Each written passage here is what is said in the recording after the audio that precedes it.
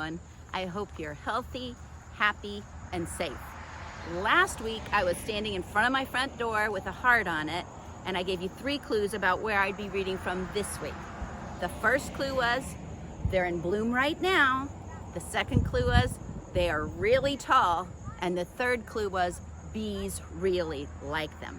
If you guessed I'd be reading a book with a bunch of sunflowers, you would be right. The book I'm going to be reading for you today is one of my very favorite books, and I know a lot of you really love it too. It's called The Bad Seed, and it's written by Jory John and illustrated by Pete Oswald. The Bad Seed, written by Jory John, illustrations by Pete Oswald.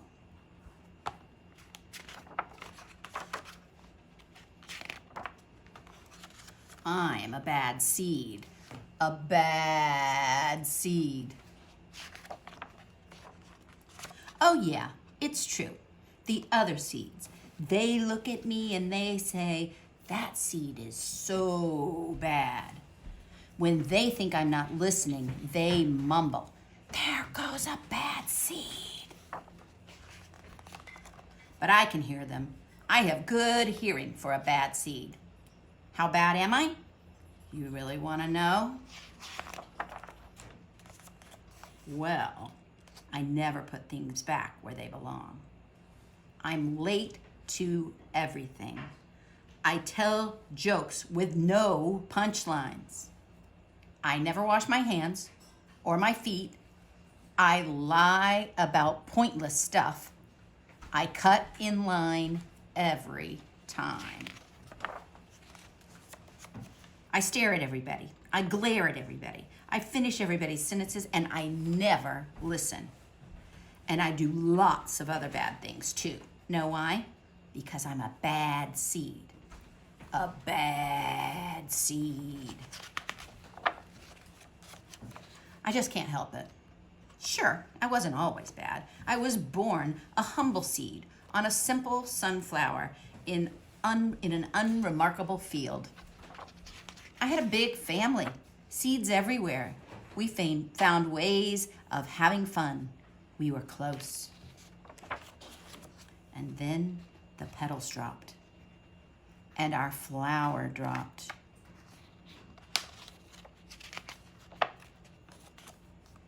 It's kind of a blur. I remember a bag. Everything went dark. And then a giant!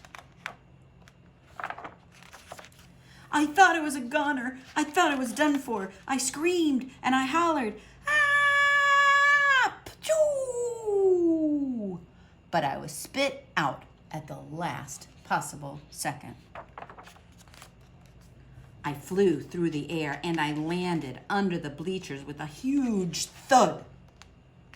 When I woke up, it was dark outside. A wad of gum had softened my fall. I felt okay, but something had changed in me. I'd become a different seed entirely. I'd become a bad seed. A bad seed. That's right. I stopped smiling. I kept to myself. I drifted. I was friend to nobody and bad to everybody. I was lost on purpose. I lived inside a soda can. I didn't care, and it suited me. Until recently. I've made a big decision. I've decided I don't want to be a bad seed anymore. I'm ready to be happy. It's hard to be good when you're so used to being bad, but I'm trying. I'm taking it one day at a time. Sure, I still forget to listen, and I still show up late, and I still talk during movies, and I do all kinds of other bad stuff. But I also say thank you, and I say please, and I smile, and I hold doors open for people. Not always, but sometimes. And even though I still feel bad sometimes, I also feel kind of good. It's sort of a mix. All I can do is keep trying and keep thinking, Maybe I'm not such a bad seed after all. Hey, look, there goes that bad seed. Actually, he's not all that bad anymore. I heard that. I hope you liked that book. I loved it. I really loved the way it explains how the bad seed had a lot of bad things that happened to him in his life, and that affected his behavior in a negative way. I also love the fact that at the end of the book, the bad seed is trying to be a good seed. He doesn't always succeed, but he always keeps trying. Next week, I'll be reading you another book, and here are the 3 clues to where I'll be reading from.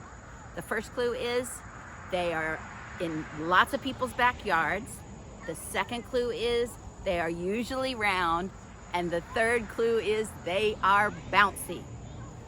So, I'll see you next week. Have a great week. Bye.